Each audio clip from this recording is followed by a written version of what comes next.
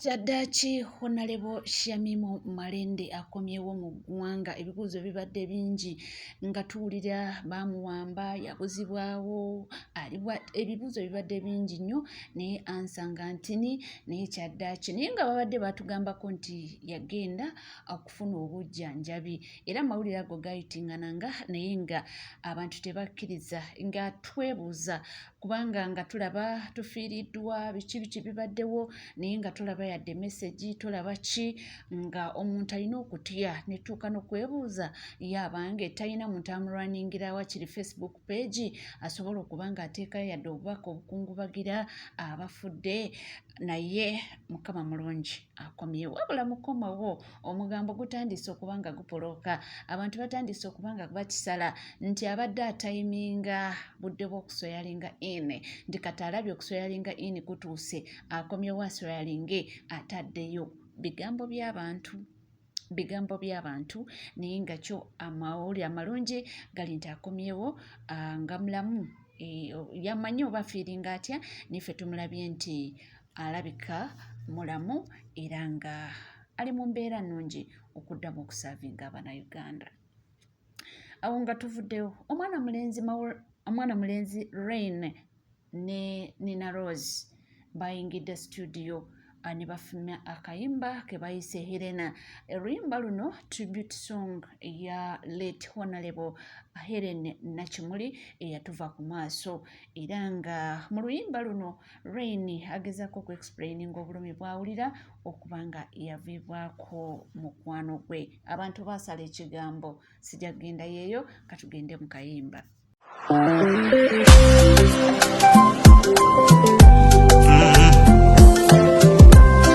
Okay. Helena way.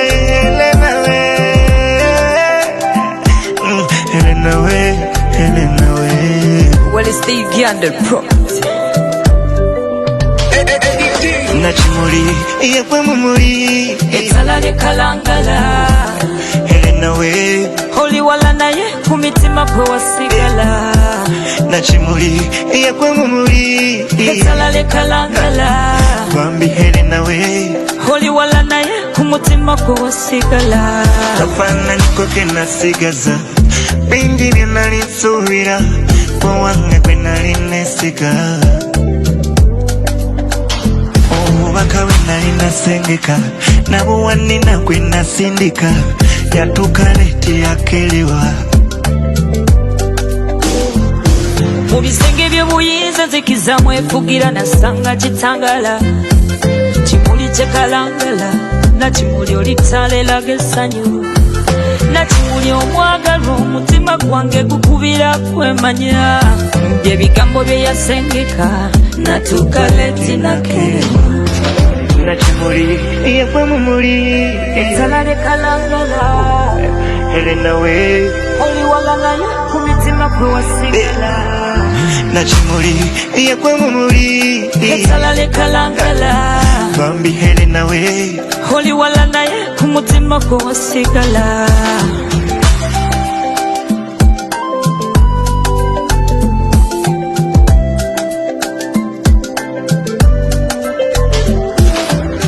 Rest in peace, Honorable Helen Nakimuli. He has sorrow continue resting in eternal peace. Olwo lwe luyimba lwembadde njogerako Rain ne Nina Rose tribute song gye bayimbidde omugenzi Helen Nakimuli. Awo tuvuddewo nga tweyongerayo mawulire ag'enjawulo. Abaana bakyawanda muliro ku sovereignty bill, protection of sovereignty bill eyayisiddwa. Nno nakyo ndabyeko nga bakyogera nti naye omubaka waffe akomawo atya Mama Kampala omulonde ate era nga munnamateeka waffe eyandibadde atulwanako akomawo nga biiru yamaze dda okuyisibwa. Abaana baabano bagamba nti kyekyo bannange katubonaabone. Omunnayuganda yonna gy'oli weekaabireko nkusaba ontambuliza vidiyo eno.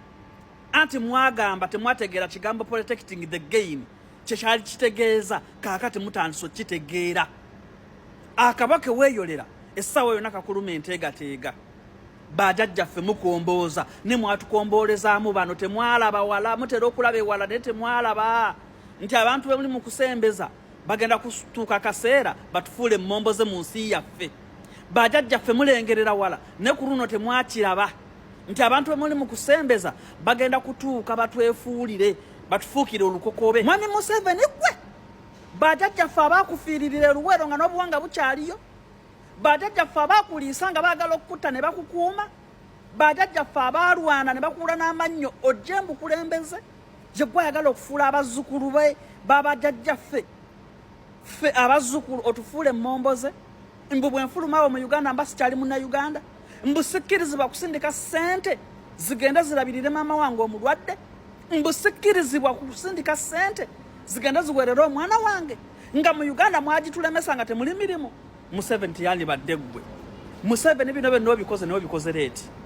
Just akaseerako kagenda kutuuka. Era kati gwe munnayuganda ali ku kyeyo oba sekadaama oba kadaama, bino bigambo njagala obiwulirize bulungi nnyo. Gwe munnayuganda yenna naddala nkuba kyeyo. Mpulidde baminisita abagamba mbu ssente zammwe tebagenda zikwatako biki bulanda bulawo ofuluma oba okyali munnayuganda mukwano tewali kawaayiro nakamu ke baakyusizza.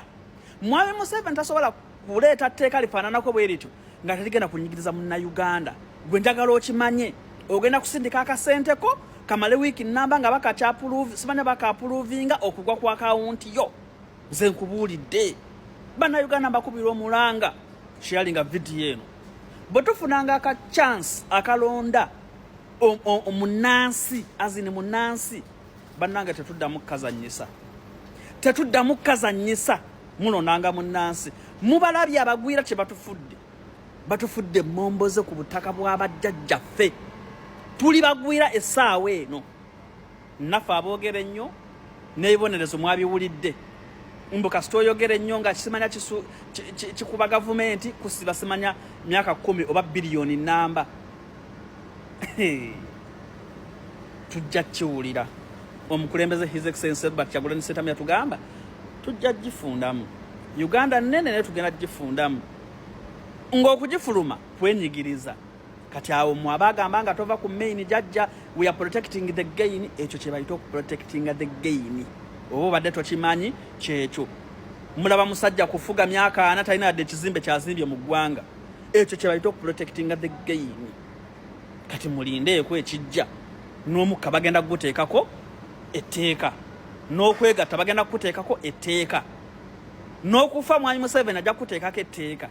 Anti yalwana nnyo era baabaleetera otulo. Mwebake no problem. Kyali ku nsonga ya protection of sovereignty etteeka lyayisiddwa naye Abannayuganda munnange bagamba nti twekaabireko essaawa yonna gye tulaga emutebujja kutubeerera byangu. Ono yasanyuse nnyo n'agamba nti mujja kiwulira.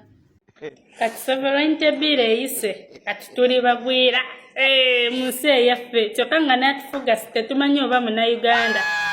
Kati abali bawakana ne munvuma mbusimanze ndi Kadaama, are you feeling the fire? Ani agenda kuddamu basindikira ssente?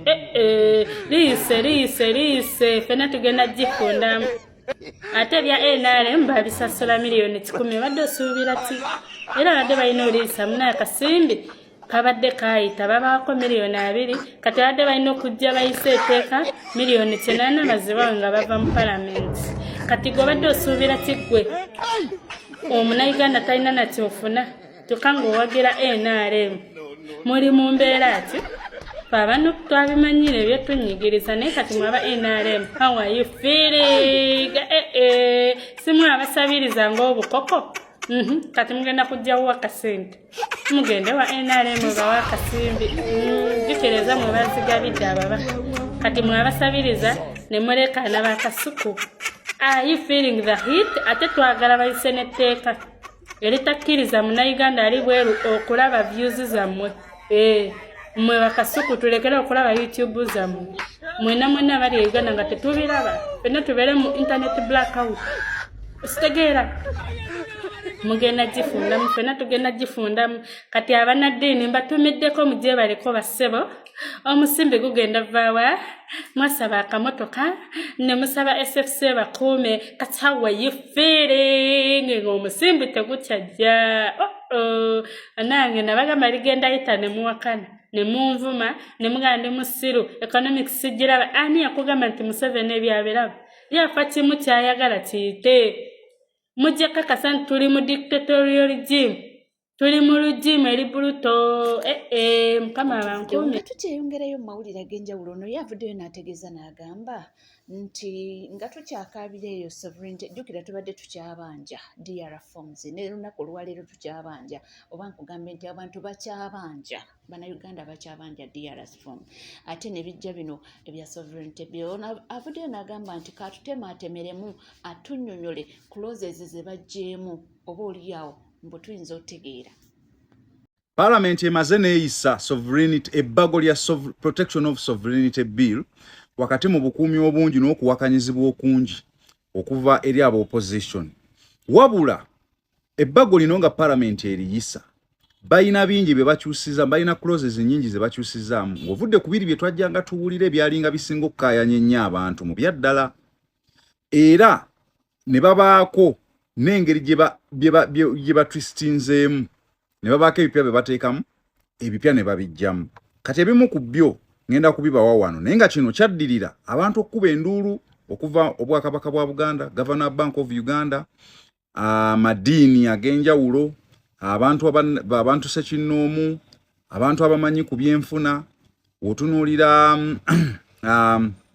civil society organizations n'abantu abalala b'enjawulo. Kati bino bye bimu ku bibadde mu bbago lye bayisizza. Ekisooka wagenda kubeerawo registration of foreign agents. Foreign agents be bano abayina abantu bonna abayina enkolagana ey'enjawulo nga bakwatagana ne ba foreigners either mu byobufuzi oba mu police related activities. Si buli muntu yenna akwatagana n'aba foreigners nti ajja ku registeringa naye gwe oba okwatagana nabo naye nga mu bintu bye mukwatagana nabo biri political oba biri related ku police activities. Jukira President Museveni nga ayagala okukyusa mu sovereignty bill eno yagamba nti ye kyali ekigendererwa kye yagala kulaba nga Uganda yeetengerera mu police decision making nti mu bintu ebikwatagana ku kusalawo naddala ku bintu ebiri diplomatic ebintu ebiri political social ne economic ebeere nga yeetengeredde ereke kubeera interfered ne ba foreigners. Wabula embuye yali teyagendereramu kuyingirira bintu birimu ssente na business nangeri bantu gye bafunamu ssente kubeezaawo entities oba kubeezaawo gundi ez'enjawulo okitegeera.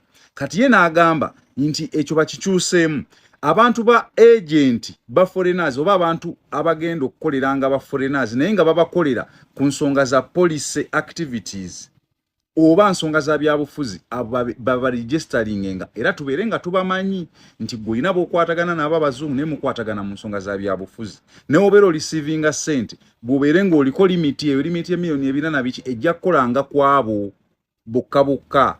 Ekyokubiri criminal penalties zo zisigaddewo myaka 2 singa okwatibwa oba okutanza billion 2 singa ebeera facility oba singa ebeera entity oba singa ebeera company nga bank oba ebirala oba ojja kutanza billion 4 oba nfuna bulungi nnyo n'okusanga nga okolanga agent w'abali gwenjogeddeko foreign agent kyokka nga toli registered unregistered agent era bajja kusiba. Then era etteeka li-establishes a framework okuvasinga foreign financial inflows okitegeera okwensualinga nti tezandamining national interests ku certain types of funding. Kati kino bagendereddemu okulaba nga baregulatinga baoverseeing sente zonna eziyingira mu ggwanga okukira okikakasanga tezandamining national interest. Omuntu yenna afuna sente wano bagejja kufuba okulaba nga bakinoonyereza nti sente z'ofuna tezigendereddwamu kutabangula mirembe, kutabangula sovereignty oba obwetengereze bw'eggwanga. Ekyo kinakyo kisigaddewo. Minister wa Internal Affairs bamuwadde amaanyi okubeera nga yalina amaanyi okuregisteringa ba agents. Ba agent abo bonna minister yalina amaanyi era minister bw'oba ofuna sente kwabo ba agent ezisobera obukadde 4 mu mwaka oba oteekeddwa okugenda n'akuwa olukusa. Era nekyogenda okuzikolamu oba okuzikozesa n'okimulaga nani azikuwadde. Ebyo bimu ku bibaddemu. Kati era baprotectinze abantu b'omu diaspora.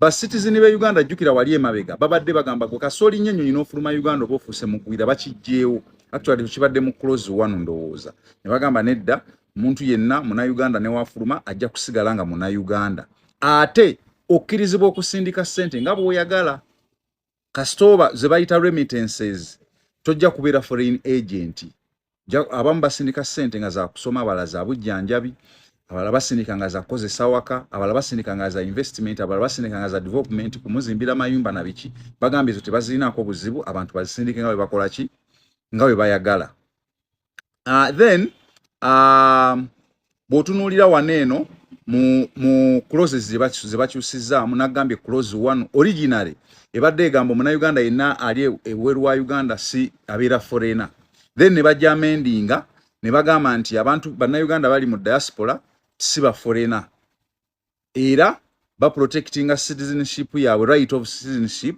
ne remittance ze basindika kuno teziri criminal ziri mateeka tezirina buzibu bazisindike kati ne wano ne bajjamu gwe babadde bayita agent of foreigner ne bamukakasa bulungi ne bagamba walinga tebanakijjamu kibadde kirina broad definition nga omuntu yenna akolera employee wa foreign funded NGO oba consulti oba beba kuwerera oba ki nga bakutwala nga agent of the foreigner oba foreign agent kati ne bakyamendingamu ne bagamba nti kigenda targetinga abantu abo bokka specifically abo bokka aba dispensing funds nga ba financing political activities oba nga ba promoting foreign agenda kitegeza kachino balinganga abakijje ku bantu abalala bonna ne bakitunuuliza zino NGO ongeza ababireete nti bafuna set okuva mu bazungu naye ng'ekizi bafunisa bazifuna basobola okuinfluencing ebyobufuzi bya wano either baziteeke mu bantu oba baopposinge kati ebibiina nga National Unity Platform n'ebibiina PF ebyopposition biyinza okuba bibadde birina sereze bifuna ne zibiteeka mu byobufuzi naye nga biinfluencinga politics wa wano bagambye bye bagenda okukwatako naye luli kibadde nti kasobera nga oyina omuzungu gw'okolagana naye already obeera ofuuse foreign agent bakijjeewo ne bagamba kigenda kusigala nga kiri bwe kitu then ne bakola exceptions balina abantu be bakozeko exception kati nga financial institutions banks insurance companies zino zonna regulated by the central bank bagambye ezo za ddembe okukola emirimu gyagyo tezigenda kubeera interrupted baze exceptions then waliwo health facilities amalwaliro waliwo academic institutions amasomero abantu abakola research n'ebirala ebyo byonna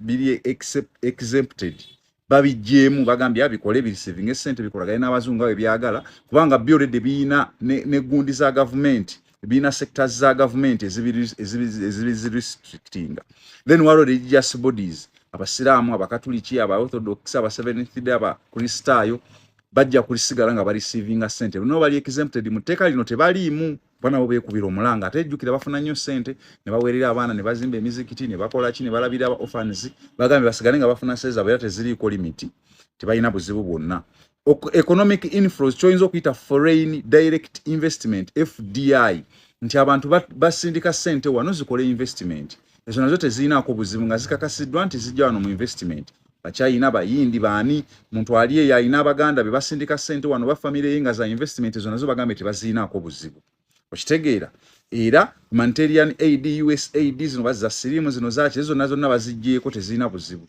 zino za kuzimba mizikiti masomero kulabira abamulekwa baani ezo nazo bazijjeeko ziri exempted then kisigaddeyo in the first place kibadde kyetaagisa omuntu okusooka okuwandiikira minisita okwapuruvinga ssente ezisukka obukadde ebina kino kisigaddewo wabula balina engeri gye bakitwistinzeemu nga bagamba nti inflows zonna eziri registration framework esigadde egamba nti certain legitimate inflows like private enterprises transfers and church donations were scrapped from these strict limits to avoid meandering into private money transfers.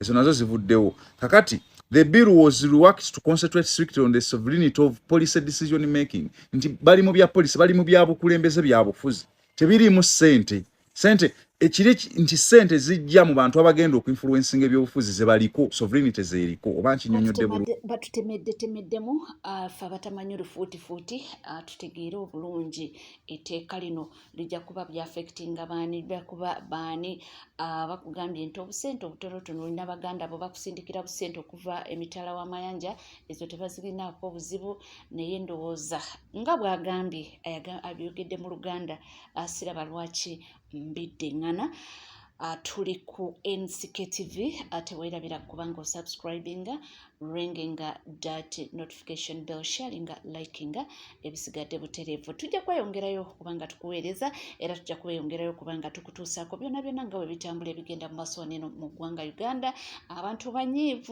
abantu banyiivu era tebasanyufu yadde n'akamu naye nga byowe bityo ekintu bagenda okubanga bajja mu paalamenti ekintu obukadde 10,000 nga NRM caucus ekintu wekyagwera eyo ne bavaayo nga basayininze obusente gwabwe million 10,000 bwe kityo bo ne bajja wano ne batuula ne basalamu sigala naffe tukoma